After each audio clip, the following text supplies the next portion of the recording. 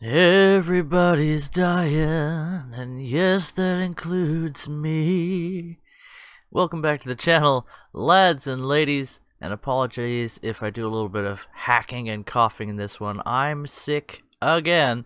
Today I thought, there it is, I thought I would give you guys a guide on starting out in Naval.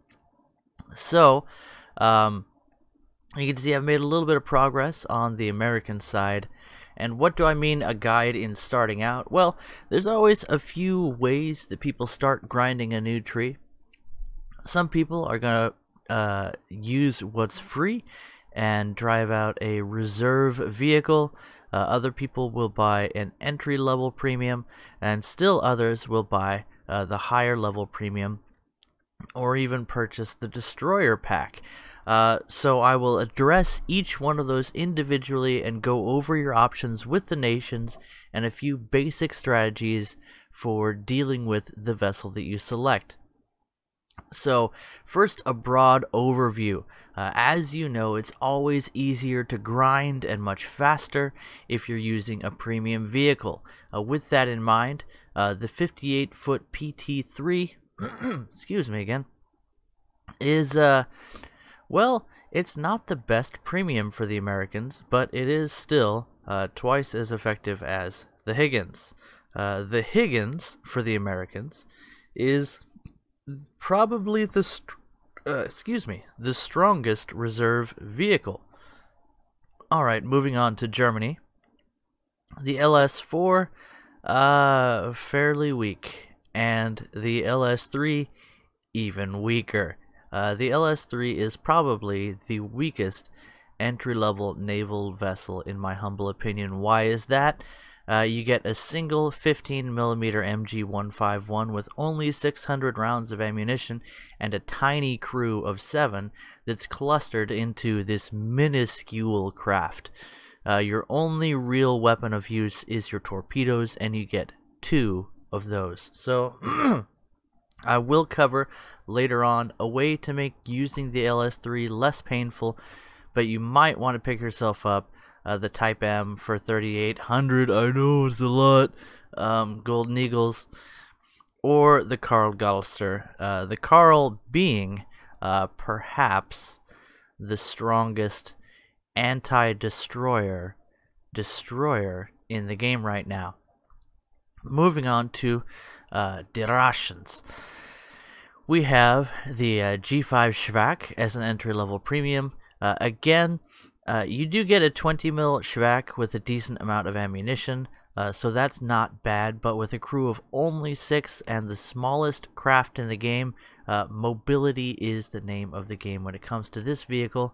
Also, you have the G5 as an entry-level excuse me, reserve vehicle with the single 12.7 Dushka with plenty of rounds, but remember the Dushka only has, I believe, a 40 or 50 round belt, so you'll have to reload more often than you would in, say, the Higgins. And again, this is 1 heavy machine gun and 6 crew versus the Higgins with 2 to 4 heavy machine guns on target with 17 crew.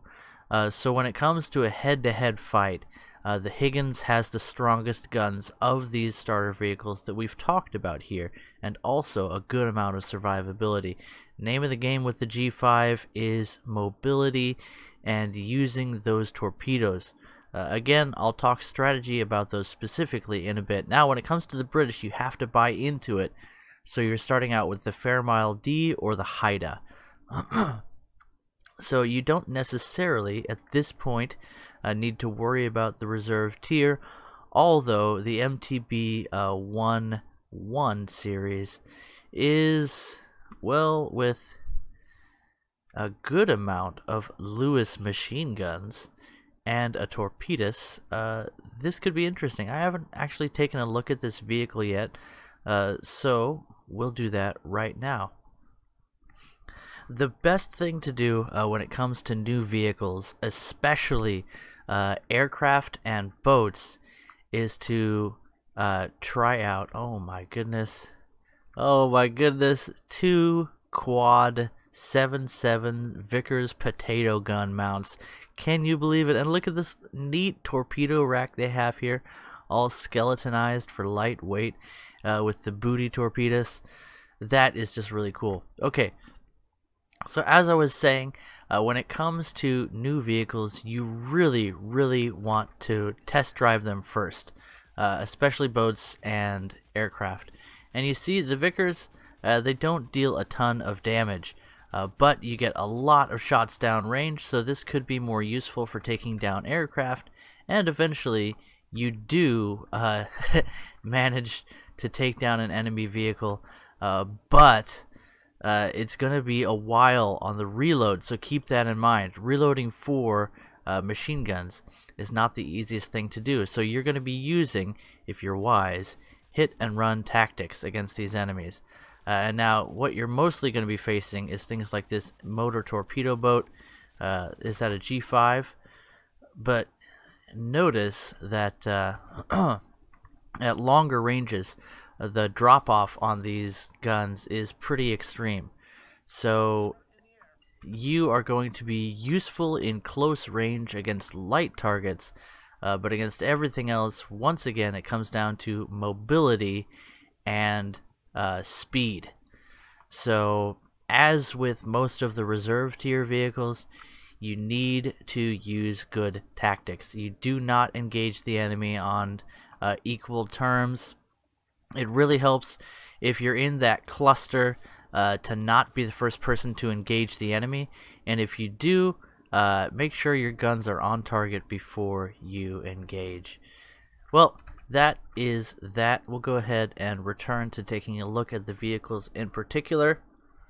So, to sum up the strategy for reserve tier, the Higgins is by far the strongest when it comes to its guns.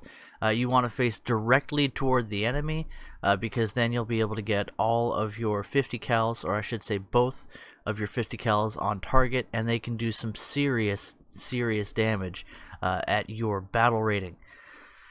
The PT3, same deal, same idea. And again with the Higgins, 17 crew. That makes a huge difference at this tier. And I didn't look at what the crew count on the MTB-11 is. Let's see, 11 crew and a much smaller vessel, which means that you'll be quicker to be destroyed once someone gets you in their sights. So this is going to be an ambush vehicle. Engage with the machine guns at close range, take down the enemy's deck crew, and then shred their hull to pieces, or if they're not focusing on you, just target those sections of the hull and the cabin to take down the enemy crew. For the other, all of the other reserve tier vehicles and starter premiums, you really want to use them in an ambush role. You want to pop around an island and launch your torpedoes into someone and get out of there. You do not want to try and outgun anyone. Again, unless you're the Higgins, then just go ahead and shred them to pieces.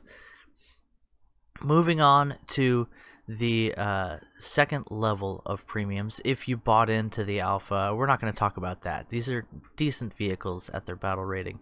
But the same tactics apply to the Elco 80-foot PT556.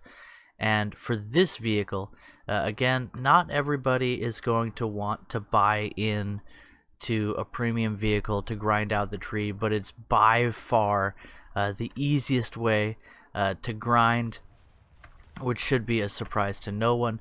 But keep in mind that you're buying your way into 3.0 battle rating, so things are going to be a little bit more challenging. But you do get a certain amount of compensation, as you see. 5 20mm cannons on target at a time if you're in a broadside. You see we have a quad turret in the back and a single stabilized turret here just in front of the cabin, and then in the front we have a 37mm essentially anti-aircraft gun. It fires self-destroying rounds that explode at, it looks like, about 2 kilometers distance, so they're not going to be useful in long-range engagements. The 20 mils are going to despawn after 2 kilometers of flight time, so they're also not going to be good for long-range engagements. This is still, even at a battle rating 3.0, a close-in type vehicle for what would be considered close range in ships, which is 2 kilometers. What's this guy at? 1200? That's not the target I had for you. Yeah, the targeting is a bit touchy with this. Are we gonna get our guns on target? Are we gonna do that now? Are you gonna do that for me? There we go. Oh my goodness, look at that amount of damage. So again, if you're in those starter vessels, hopefully you won't be seeing 3.0 vehicles, but when it comes to anything lightly armored, just do not make too much of a nuisance of yourself. Do not be the first person to engage the enemy, and when you do target someone, get the guns on target with a few shots and then just open up and shred everything. That's the strategy for the Elco 80-foot PT-556, the mid-rank premium you could buy for the Americans. You see, I've purchased it. It's a great deal when it comes to research, because it gets almost the same RP bonus as the Destroyer, and I just bought it because it has a quad 20 mil on the back. I played it in test drive a little bit, test sale, and I just had to get it. So that is one of your options for the Americans, and I must say it really does play like the other Elco PT boats, and I've fallen in love with the Elco PTs. As you see, with 12 crew, you don't have the best survivability, but your hull is actually spaced out rather well, so you can tank a few shots, especially if the enemy doesn't have a broadside on to you. But your main strategy is going to be to quickly annihilate lighter craft and use your torpedoes to take down destroyers. And again, the best way to take down a destroyer, as I've shown in some of my naval videos, is to use cover and get within close range and then shotgun them with the torpedoes. You can also attack at longer ranges and try and lead your targets, but that's going to be less reliable, and especially in realistic battle, you don't have the time to go to a cap point to reload. However, in arcade, that's something you can do. Notice that if you look at the modifications, always check out the torpedo specs. Excuse me. Always check out the torpedo specs on your vessel. As you see, the torpedoes here are the 571mm Mark 13, which travels at 39 miles per hour and travels up to 3.66 kilometers, so not long range by any means. However, you can, let's uncheck that, torpedo mode. Let's see how far they go now. Now we can get them to travel at 35 miles per hour for 5.21 kilometers. That's a lot better. So we could check this box to get a faster speed torpedo, but I far prefer to have them with longer range, because again, at close range, when you're shotgunning someone, a few miles per hour speed doesn't matter all that much, and 5 kilometers travel distance is a lot more useful than 3, in my humble opinion. So check that torpedo box to see what you would rather use. Now, for the Germans, your mid-tier premium is the Type M 1943, and you get 2 105mm cannons that can fire high explosive, a couple of 37s, a few 20s, and 2 torpedoes. Now, if we look at the Type M, it's one of those vehicles that the torpedoes are in fixed mountings and they don't traverse, so it's difficult to use these torpedoes, and you only get 2. So if you're very tactical with these, you can make them work. If you're at very close range, you can shotgun an enemy destroyer with them. And right now, things continue to change, so keep that in mind. Right now, torpedoes have pretty good performance against enemy destroyers. Another thing here is you can only carry one type of ammunition for the 105s. So let's go ahead and bring the APHE. That is a controversial decision but I do have my reasons. Primarily, I suspect that you'll be able to use your 20 mils, should be under the anti-aircraft weaponry category, to take down lighter vessels, as you see there. Can we get those on target? And we'll just get them reloaded. There we go. As you see, in a broadside, you should have no problems using those 20 mils to take down lighter vessels. And now you have AP for attacking larger vessels, something with some amount of armor. Now, is this a wise strategy? Probably no, but at the same time, you're likely to not be directly targeted by enemy destroyers if you're there amidst your own friendly vehicles. And APHE has been, for me, more useful against the larger vessels, because you still have a chance to go through their armor and damage the internal modules a lot more than if you were just using high explosive. Now, is it recommended that you use APHE? Well, that good hit right there sort of answers the question. And I suppose that one does as well. That was a fairly average kill time for a destroyer-on-destroyer engagement, and because we were using AP and aiming for critical modules of the enemy vehicle, we were able to take him down. Once again, this is not a destroyer, and it's never going to be competitive in terms of survivability. But if you aim the guns well and you're in the right situation and you're carrying AP, you do stand a decent chance of doing some serious damage to those critical modules. And then when it comes to self-defense, switching to your anti-aircraft weaponry will give you control of a quad 20mm and a couple of double 20mm cannons, which should be enough to defend yourself from lighter vessels quite effectively. Looking at your survivability as we return to the hangar, it's quite good, but keep in mind that you're at a higher battle rating at 3.3. You're going to face things like enemy destroyers and the much more powerful lighter craft that come at those higher battle ratings. However, with a small amount of armor on your boat, it's better than nothing, and a crew of 107, you have a significantly higher survivability than other vessels that we've covered. The Type M 1943 is not a bad craft, especially if you want to train yourself up for destroyer gameplay, and it costs a whole lot less money to do so. And once again, at a battle rating of 3.3, it can be a lot of fun.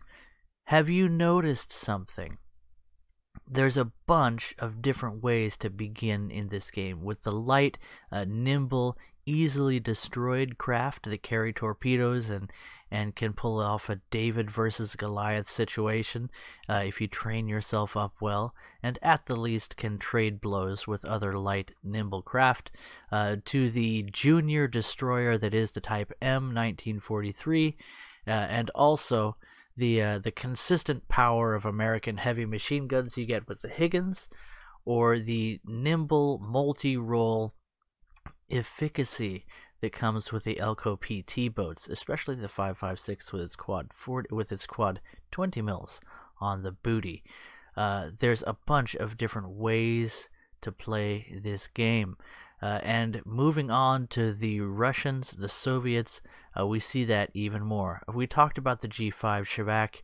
It's just a little bit better version of the regular G5, neither of which can really duke it out with the enemy. This is an ambush craft. The Project 123K A11 is a little bit different of a beast, so let's go ahead and take a look at this strange Soviet vessel. Notice below the waterline, this is a hydroplane vehicle, so it can move very quickly through the water. However, take a look at the weaponry. You have a single rear-mounted 14.5 KPV machine gun, machine cannon, depending upon your definition, with lots of ammunition. But again, it's rear mounted, and your front is going to be lifted up out of the water. So what are your angles of attack? Off to the sides. A broadside is probably preferred, and also on the retreat. So you're not going to be able to engage people that are directly in front of you. Keep that in mind. You have 2 torpedo launchers that launch off askance a small bit, and again, as is no surprise with these lighter vessels, you have to aim the ship to aim the torpedoes. So what do you get with the Project 123?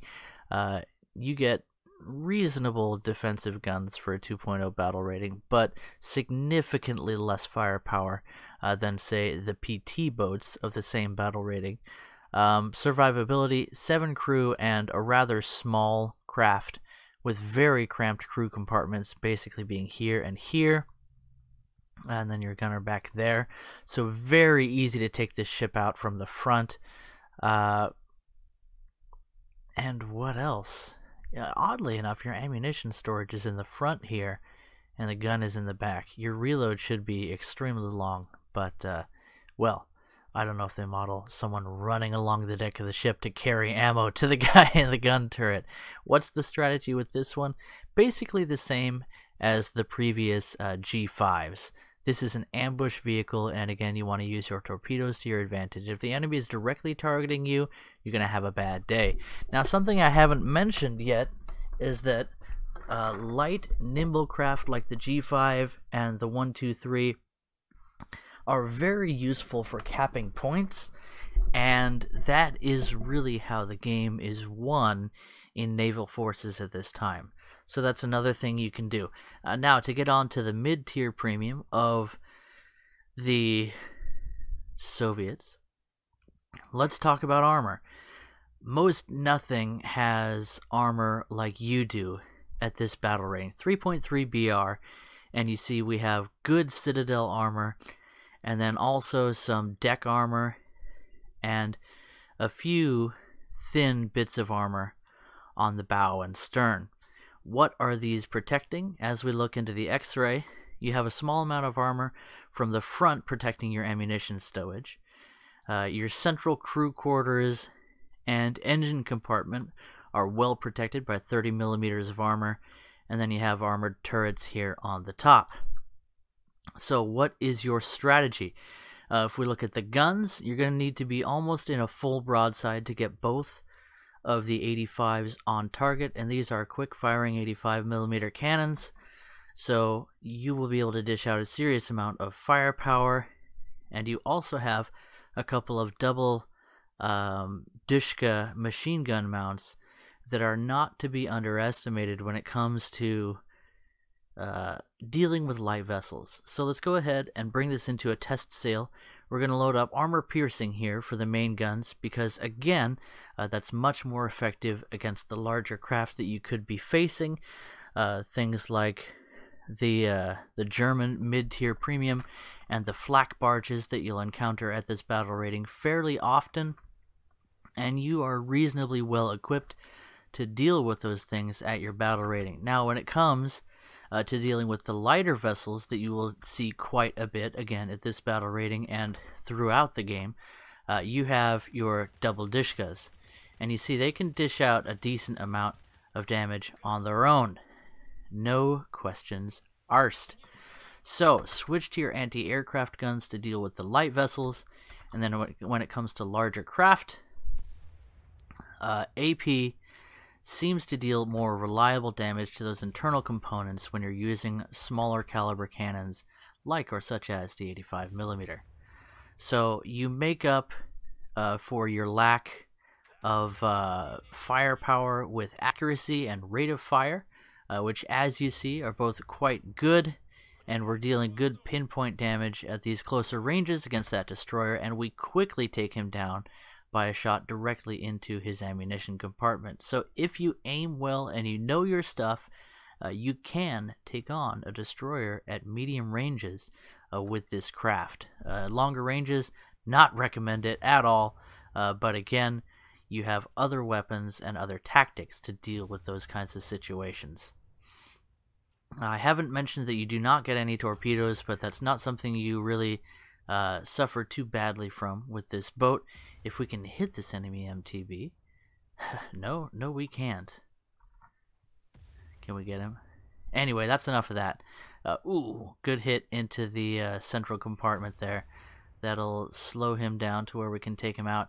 And at this range, we're just inside the range of his 20 mils, but there's no way he'd be able to do enough damage to us with our armor showing like this for us to even worry about him counterattacking. So we might even, excuse me, we might even want to switch to the Dishkas to take this guy down. And high explosive would deal more damage, but again, if you have the choice to bring high explosive or a PHE, armor piercing is a lot more effective for these lighter guns against larger craft that you will be facing. So that is this vehicle for the Soviets. Because you have 30 millimeters of armor over the critical components of your vessel, and also armored crew quarters, that makes a huge difference when it comes to tactics.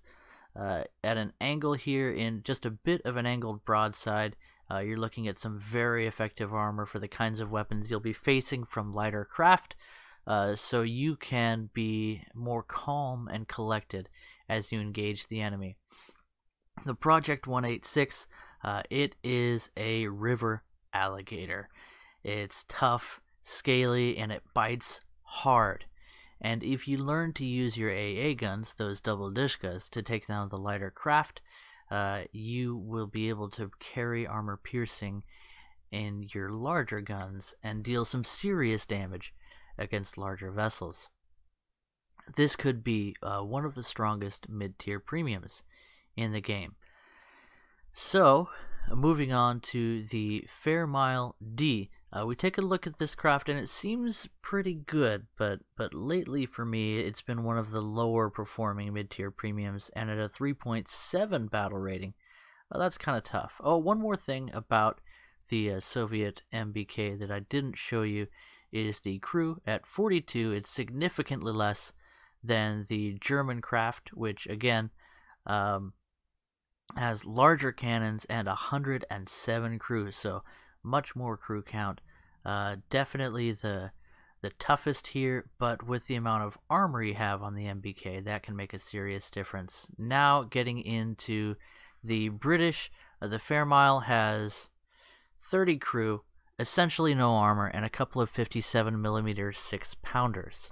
Alrighty, thanks for excusing me for a quick morning poo there, guys. Now back to the commentary. We were talking about the Fairmile D. It would look like the 2 6-pounders on the Fairmile would be pretty good, especially once you get into test sailing this thing and seeing just how quick they fire, but here's your Achilles heel. This is a good general rule. Any vehicle that has a limited type of ammunition is going to be less versatile and less future-proof than something that has multiple types of ammunition. The Fairmile right now only has high explosive with only 9mm of penetration. With 590 grams of TNT, it's not the most reliable round in the game, which I will shortly demonstrate for you. To compare, they deal about as much damage as a 40mm Bofors with significantly less fire rate. So what advantage do you have? In that case, what do you have? All I got right now is a box of half a dozen starved, crazed weasels. You get a decent fire rate, and as you see, quite good for a cannon, but not autocannon levels. You can punch some holes in light craft, but already it's taking longer for us to kill this thing than it did with the Dishkas. Just a couple of heavy machine guns can deal faster damage to light craft at close ranges, and therein, my friends, lieth the rub, at close ranges. The nice thing about a 57mm cannon is it has a much longer range than lighter cannons. However, you'll notice that we're not really able to punch through the structure of this enemy destroyer in order to get at the internal components. Even when we do get hits close to the waterline, the spalling is appalling. It's not going through the thickness, the girth, the space of this vessel to deal that damage to the ammo rack that we really need. There was a hit that landed directly in the best position we could get, and you see just tiny flecks of spalling coming from these rounds.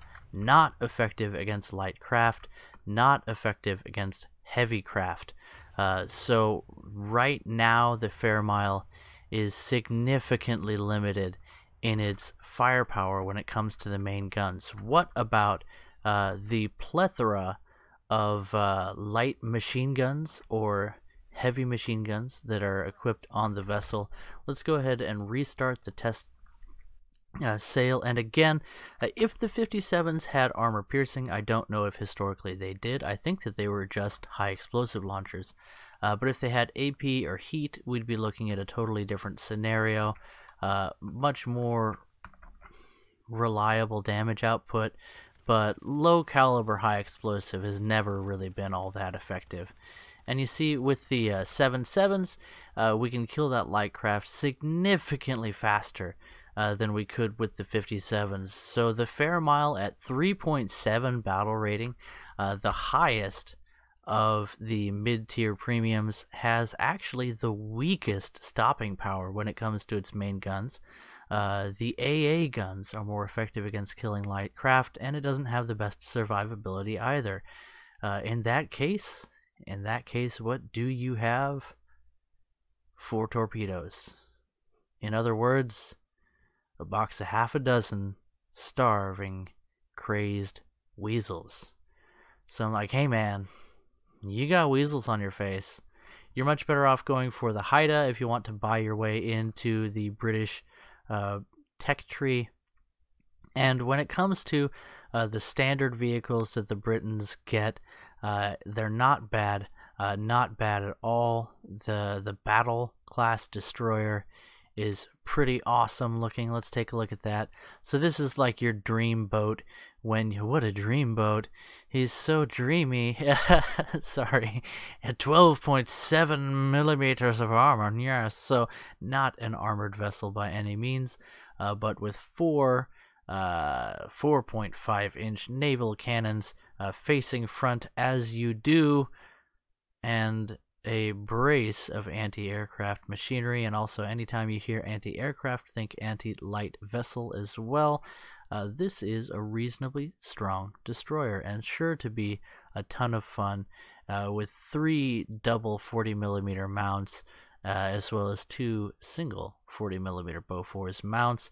Anyone that's played the American destroyers can attest to the power of 40mm Bofors. You do have some things to look forward to with the British, but starting out fairly weak. Also, their reserve tier vessel does have a couple of a couple of quad Lewis gun mounts that we talked about before. Again, not the best damage output at longer ranges, but at close range, within a kilometer, they can do some work. So once again, the reserve tier vessel is an ambush vessel, and with 11 crew, you don't have the best survivability.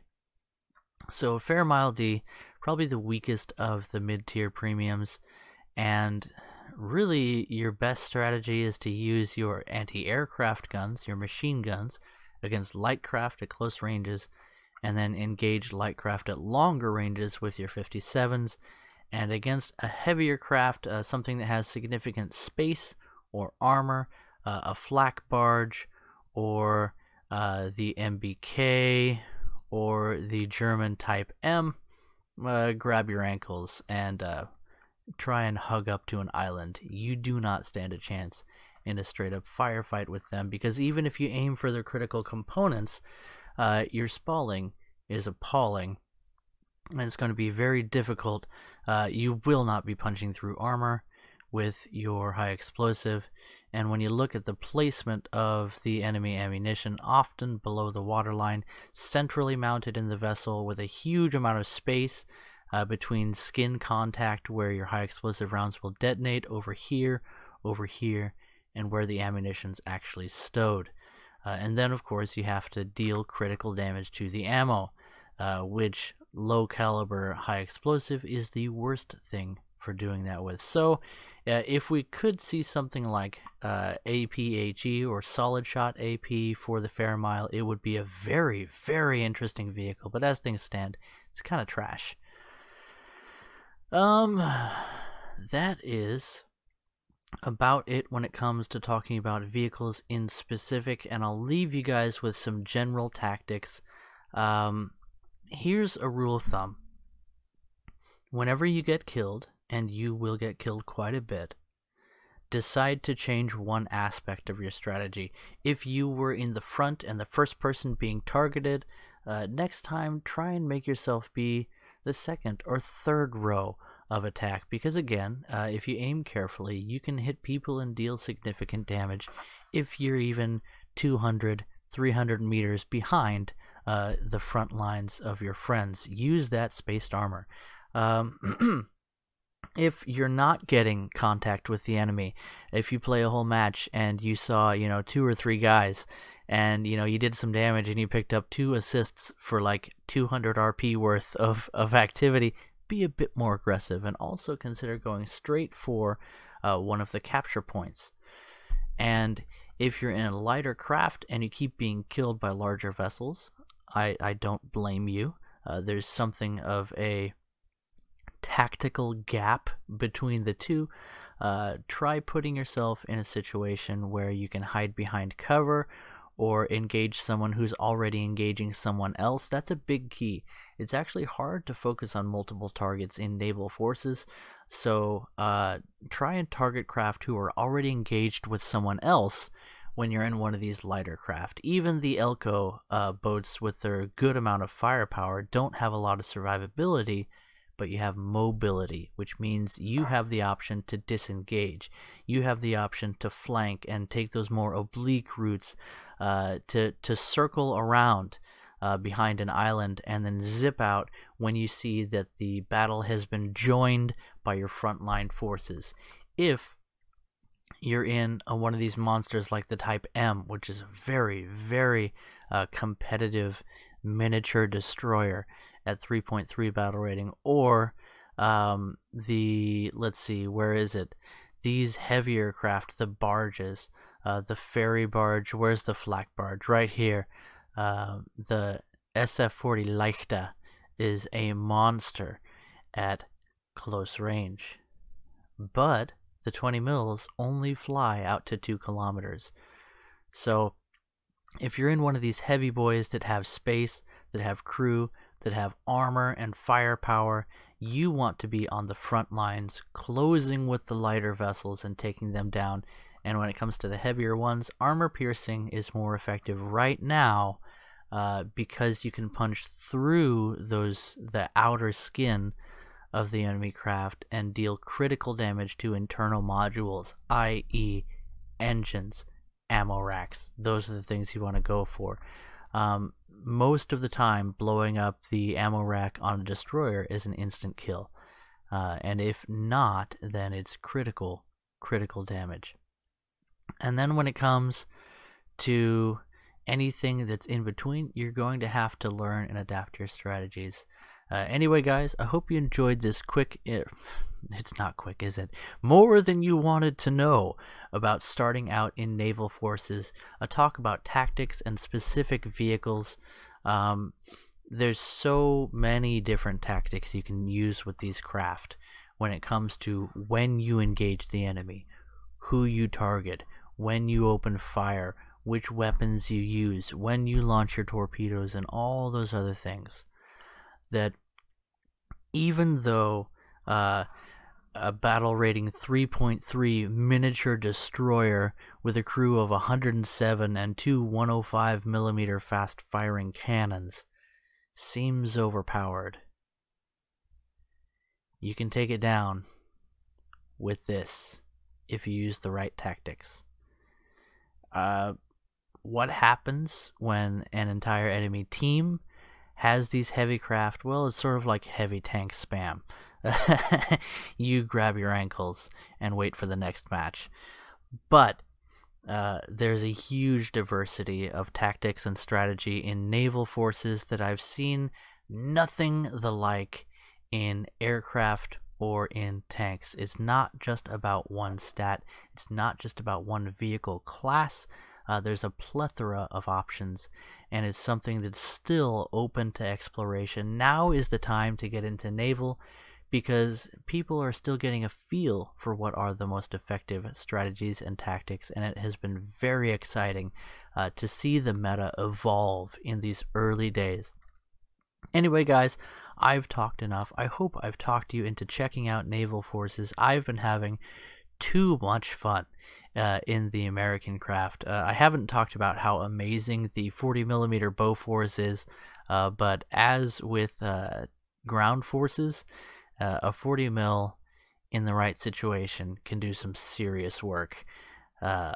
There's just so much to talk about, and look at all these 20s as well. But it's a fishing boat, and that's my favorite thing about this thing. Anyway, guys, I've talked too long. I'll catch you in the next video. Bye-bye. Try naval!